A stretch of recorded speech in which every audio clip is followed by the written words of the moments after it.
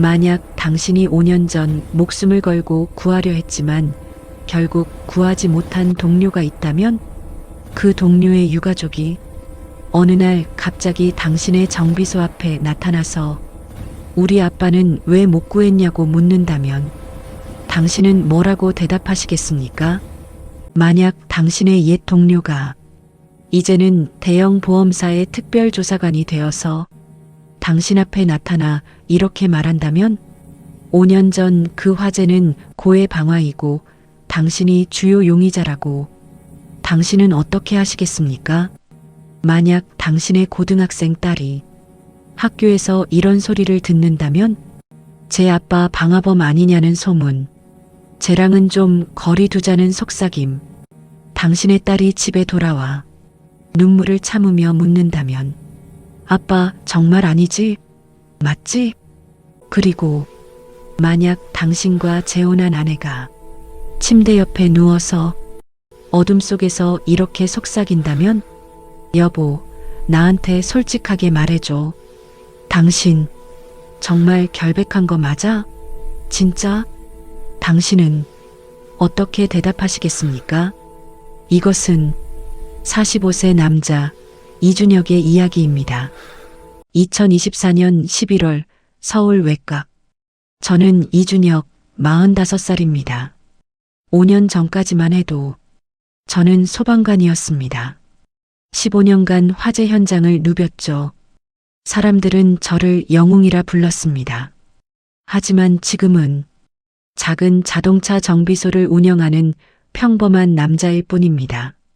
11월 12일 화요일 오후 3시 정비소는 한산했습니다.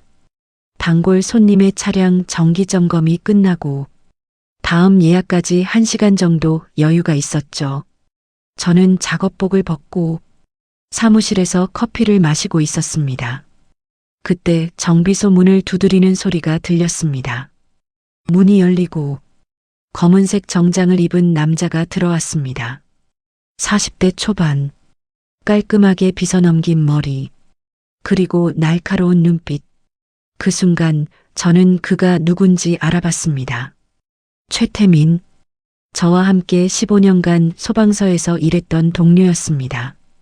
오랜만이라는 인사도 잠시. 태민은 서류 가방에서 파일 하나를 꺼냈습니다.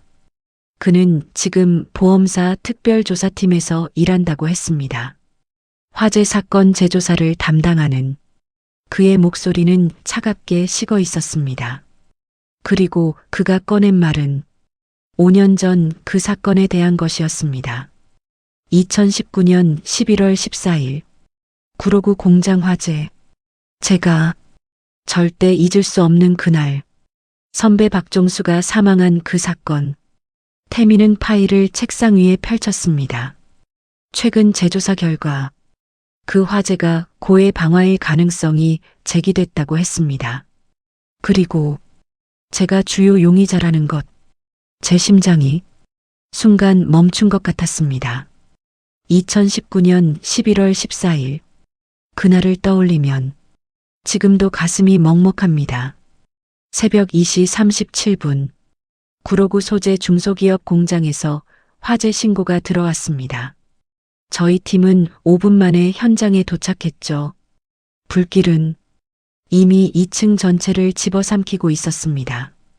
박종수 선배가 제게 2층 확인을 지시했습니다. 선배는 제가 소방서에 첫 발령받았을 때부터 저를 챙겨주신 분이었습니다. 20년 경력의 베테랑이었죠. 저는 산소 마스크를 쓰고 2층으로 올라갔습니다. 열기가 숨을 막았습니다. 저 멀리서 희미한 신음소리가 들렸습니다. 구석에 쓰러진 사람. 공장 야간 경비원이었죠. 저는 경비원을 등에 업고 출구로 향했습니다. 그런데 그때 천장 일부가 무너져 내렸습니다. 저는 경비원과 함께 바닥에 쓰러졌습니다. 무전기에서 선배 목소리가 들렸습니다. 선배가 직접 올라오겠다고, 거기서 움직이지 말라고. 3분 후 선배가 들어왔습니다. 선배는 제게 경비원을 먼저 데리고 나가라고 했습니다. 시간이 없으니 빨리 나가라고 선배는 저를 밀쳤습니다. 저는 경비원을 데리고 계단으로 향했습니다. 그리고 엄청난 폭발음이 들렸습니다. 저는 다시 안으로 뛰어들려 했지만 동료들이 저를 붙잡았습니다. 더 이상은 무리라고, 안 된다고. 박종수 선배는 그날 밤 현장에서 순직하셨습니다. 그 후로 저는 악몽에 시달렸습니다. 매일 밤 불길 속에서 손을 뻗는 선배님을 봤습니다. 왜 나를 버렸냐고, 왜 혼자 나왔냐고. 6개월 후 저는 사직서를 냈습니다. 더 이상 소방관으로 일할 수 없었습니다. 주변에선 말렸지만 저는 정비소를 차렸습니다. 그리고 1년 후 저는 서윤아를 만났습니다. 병원 응급실 간호사였죠. 유나는 제 과거를 알고도 저를 받아들여줬습니다. 저희는 재혼했습니다. 제 딸 하늘이도 유나를 엄마처럼 따랐습니다. 저는 평범한 행복을 되찾는 줄 알았습니다. 하지만 5년 후 최태민이 나타났습니다. 태민은 서류를 넘기며 말했습니다. 그 공장 주인 장인수라는 사람이 화재 발생 3개월 전에 30억 원짜리 화재보험에 가입했다고. 그런데 그 공장은 원래 10억도 안 되는 가치였다는 겁니다. 게다가 화재 발생 당일 CCTV 기록이 전부 삭제됐다고 했습니다. 전문가 분석 결과 화재 발생 전에 의도적으로 지워진 거라고. 그리고 태민은 제가 그날 제일 먼저 2층에 올라갔고 박종수 선배가 들어가기 전에 저만 혼자 그 안에 있었다고 말했습니다. 저는 자리에서 벌떡 일어났습니다. 제가 불을 질렀다는 건지 사람을 구하러 간 건데 태민은 아직 아무것도 확정한 게 아니라고 했습니다. 다만 조사가 필요하다고, 일주일 안에 연락하라고. 그는 명함을 책상에 놓고 나갔습니다. 저는 그 자리에 멍하니 서 있었습니다. 그날 밤 집으로 돌아왔을 때 유나가 저녁을 준비하고 있었습니다. 제가 피곤해 보인다며 걱정했죠. 그때 딸 하늘이가 2층에서 내려왔습니다. 고등학교 2학년, 올해 18살이 된 제 딸입니다. 하늘이는 오늘 학교에서 이상한 일이 있었다고 했습니다. 아이들이 자기한테 수군거렸다고, 뭔가 소문이 난 것 같다고, 다들 자기를 피하는 것 같았다고. 제 심장이 철렁 내려앉았습니다. 유나는 고등학생들 원래 그런 거라며 신경 쓰지 말라고 했지만 하늘이는 불안한 표정이었습니다. 저는 아무 말도 할 수 없었습니다. 다음 날 정비소에 손님이 끊겼습니다. 평소 같으면 하루에 45대는 들어오는데 오전 내내 단 한 대도 들어오지 않았습니다. 오후 2시쯤 단골 김 사장님이 들어왔습니다. 점검 예약이 있었는데 난처한 표정을 지으며 오늘은 그냥 간다고 했습니다. 김 사장님은 소문을 들었다고 했습니다. 보험사에서 조사 나왔다는, 5년 전 화재 사건 때문이라는, 동네가 좁아서 다들 안다고, 미안하지만 당분간은 다른 데 맡기겠다고. 그렇게 나가버렸습니다. 저는 무너지는 기분이었습니다. 그날 저녁 하늘이가 학교에서 울면서 돌아왔습니다.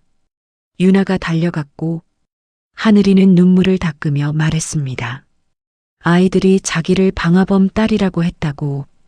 저는 더 이상 참을 수 없었습니다. 하늘이에게 아빠는 절대 그런 짓 안 했다고 말했습니다. 하늘이는 저를 쳐다보며 물었습니다. 정말이냐고, 정말이냐고. 하늘이는 제 품에 안기며 아빠를 믿는다고 했습니다. 그날 밤 유나와 침실에 누웠을 때 유나가 조심스럽게 물었습니다. 정말 결백한 거 맞냐고, 솔직하게 말해달라고. 저는 천장을 바라보며 진짜라고 대답했습니다. 유나는 등을 돌렸습니다. 하지만 저는 알았습니다. 유나도 저를 의심하기 시작했다는 걸. 이틀 후 저는 태민에게 전화를 걸었습니다. 조사에 협조하겠다고, 대신 한 가지 조건이 있다고, 저도 그 사건을 직접 조사하겠다고 말했습니다. 제가 결백하다는 걸 증명하려면 진짜 범인을 찾아야 한다고. 태민은 한참 침묵하다가 알겠다고 했습니다. 단 절대 혼자 움직이지 말라고. 증거인멸 의심받는다고. 저는 5년 전 그날로 돌아가기로 했습니다. 첫 번째 단서는 공장 주인 장인수였습니다. 저는 장인수의 현재 주소를 알아냈습니다. 경기도 평택의 작은 빌라촌. 초인종을 누르고 제가 5년 전 화재 현장에 출동했던 소방관이라고 밝혔습니다. 문이 열렸습니다. 장인수는 초췌해 보였습니다. 50대 중반. 머리는 반백이 되어 있었고 얼굴엔 깊은 주름이 패여 있었습니다. 낡은 빌라 안은 썰렁했습니다. 장인수는 보험사에서 나왔냐고 물었지만 저는 개인적으로 조사하는 거라고 했습니다. 장인수는 그날 화재에 대해 정말 모르는 일이었다고 했습니다. 보험금도 못 받았다고, 고해 방화 의심 받아서 5년째 법원에서 싸우고 있다고, 인생이 다 망했다고. 저는 혼란스러웠습니다. 만약 장인수가 범인이라면 보험금을 타려고 했을 텐데, 그런데 못 받았다? 저는 혹시 공장에 원한 있는 사람이 없었는지 물었습니다. 장인수는 잠시 생각하더니 한 명 있다고 했습니다. 김동철이라는 직원. 화재 발생 한 달 전에 해고했던 사람이라고. 저는 김동철의 행적을 추적하기 시작했습니다. 인터넷 검색, 지인 수소문. 이틀이 걸렸습니다. 김동철은 지금 인천의 한 물류창고에서 일하고 있었습니다. 저는 퇴근 시간에 맞춰 그곳으로 갔습니다. 40대 초반의 남자. 작업복을 입고 나왔습니다. 저는 그에게 다가가 5년 전 구로구 공장 화재에 대해 물었습니다. 김동철의 표정이 굳었습니다. 그는 자기가 해고당한 건 부당하다고 했습니다. 장인수가 자기 친척을 채용하려고 억지로 자기를 내쫓았다고. 하지만 불을 지를 생각은 한 번도 안 했다고. 그날 밤 자기는 친구들과 술을 마시고 있었다고. 알리바이가 있다고 했습니다. 저는 막막했습니다. 또 하나의 단서가 끊긴 겁니다. 그날 밤 저는 5년 전 사건 보고서를 다시 읽었습니다. 태민이 보내준 파일을 하나하나 살펴봤습니다. 화재 발생 시각 새벽 2시 37분. 최초 신고자 인근 주민. CCTV 삭제 시각 새벽 1시 48분. 잠깐. CCTV가 삭제된 게 새벽 1시 48분이라면 화재 발생 49분 전입니다. 그렇다면 범인은 화재를 일으키기 전에 미리 CCTV를 지운 겁니다. 그 말은 범인이 공장 내부 구조를 잘 안다는 뜻입니다. 그리고 CCTV 시스템에 접근할 수 있는 사람. 저는 장인수에게 다시 전화를 걸었습니다. 혹시 그 당시 CCTV 관리는 누가 했는지 물었습니다. 장인수는 잠시 생각하더니 대답했습니다. 경비회사에서 관리했다고. 야간 경비원이 같이 관리했다고. 야간 경비원. 제가 그날 구조했던 바로 그 사람. 저는 5년 전 사건 기록을 다시 뒤졌습니다. 야간 경비원의 이름. 이성훈. 당시 62세. 그는 화재로 중화상을 입었지만 저 때문에 살아났습니다. 저는 이성훈의 현재 주소를 찾았습니다. 서울 강서구의 한 요양병원. 다음 날 아침 저는 그곳으로 향했습니다. 병원 복도는 조용했습니다. 간호사에게 이성훈 씨를 찾는다고 하자 난처한 표정을 지었습니다. 이성훈 씨는 3년 전에 돌아가셨다고 했습니다. 저는 다시 막막해졌습니다. 하지만 간호사가 한 가지 더 말했습니다. 이성훈 씨의 아들이 가끔 병원비를 내러 온다고. 이름은 이준호. 연락처를 알려줄 수 있다고 저는 이준호에게 전화를 걸었습니다. 만나고 싶다고 했습니다. 이준호는 주저하다가 내일 오후에 만나자고 했습니다. 다음 날 오후 저는 이준호를 만났습니다. 30대 후반의 남자, 수척한 얼굴에 어두운 표정. 우리는 조용한 카페에 앉았습니다. 이준호는 자기 아버지 이야기를 시작했습니다. 아버지는 평생 성실하게 살았다고. 하지만 5년 전 그 화재 사건 이후 완전히 망가졌다고. 중화상으로 6개월간 병원에 입원했고 퇴원 후에도 후유증에 시달렸다고. 그리고 3년 전 아버지는 스스로 세상을 떠났다고 했습니다. 저는 조심스럽게 물었습니다. 혹시 그날 밤 아버지가 이상한 행동을 하진 않았는지, CCTV를 지우거나 누군가를 만나거나. 이준호는 저를 똑바로 쳐다봤습니다. 그리고 한참 후에 말했습니다. 아버지는 죽기 전에 자기에게 편지 하나를 남겼다고. 그 편지에 모든 진실이 적혀 있다고. 이준호는 가방에서 낡은 봉투를 꺼냈습니다. 편지를 읽는 순간 저는 모든 걸 이해했습니다. 이성우는 사실 공장 주인 장인수의 협박을 받고 있었습니다. 장인수는 사업 실패로 빚에 쪼들리고 있었고 보험금을 타내기 위해 고의로 화재를 일으키기로 계획했습니다. 그리고 이성훈에게 CCTV를 삭제하고 불을 지르라고 협박했습니다. 이성훈의 아들 이준호가 장인수에게 돈을 빌렸기 때문이었습니다.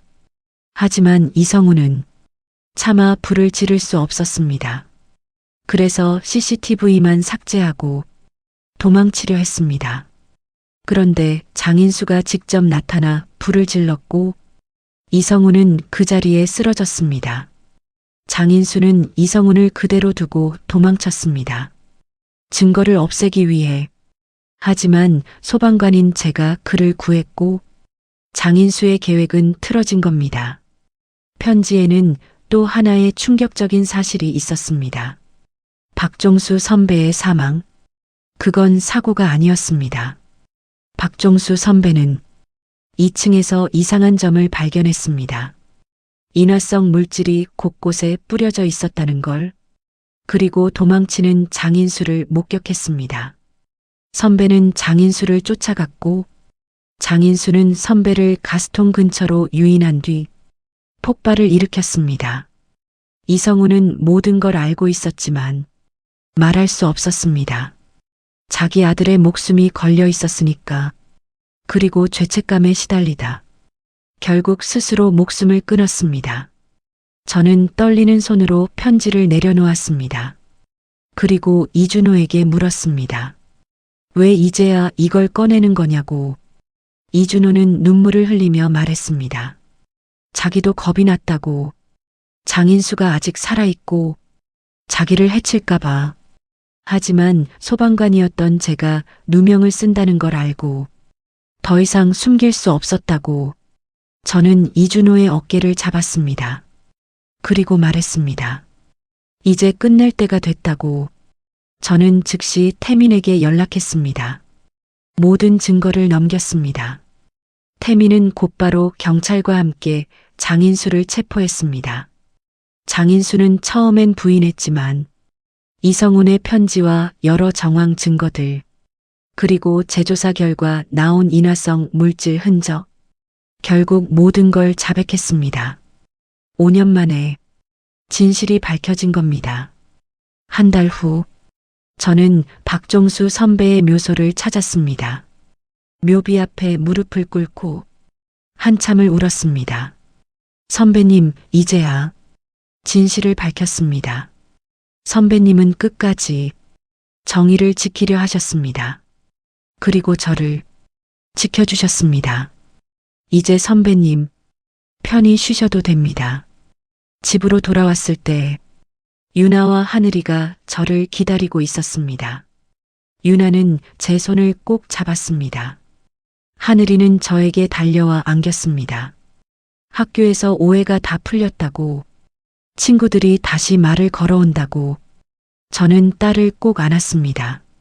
그날 저녁, 우리 가족은 함께 식탁에 앉았습니다. 유나가 만든 된장찌개와 김치찌개, 하늘이가 좋아하는 불고기, 평범한 저녁이었습니다. 하지만 이 평범함이 얼마나 소중한지 이제야 알게 됐습니다. 정비소도 다시 손님들이 돌아왔습니다. 김 사장님도 다시 찾아와 죄송하다고 했습니다. 저는 괜찮다고, 오히려 제가 미안하다고 했습니다. 어느 날 태민이 정비소를 찾아왔습니다. 이번엔 정장이 아니라 편한 옷차림으로 태민은 미안하다고 했습니다. 저를 의심한 것에 대해 저는 고개를 저었습니다. 내가 아니었으면 진실을 못 밝혔을 거라고. 우리는 오랜만에 소주 한 잔을 했습니다. 그리고 옛날 이야기, 소방서 시절 이야기를 나눴습니다. 웃고 울고 저는 이제 과거를 놓아줄 수 있을 것 같습니다. 박종수 선배의 죽음, 그건 제 잘못이 아니었습니다. 선배는 끝까지 정의를 위해 싸우셨고 그 진실이 이제야 세상에 드러났습니다. 그날 밤 침대에 누워 유나가 제 손을 잡았습니다. 유나는 말했습니다. 당신을 의심해서 미안하다고. 저는 고개를 저었습니다. 당연한 거라고. 누구라도 그랬을 거라고. 그리고 저는 유나에게 말했습니다. 고맙다고. 끝까지 곁에 있어줘서. 이제 저는 다시 시작할 수 있습니다. 소방관은 아니지만 정비소 사장으로, 남편으로, 아빠로, 그리고 무엇보다 저 자신으로. 이것이 45세 남자 이준혁의 이야기였습니다.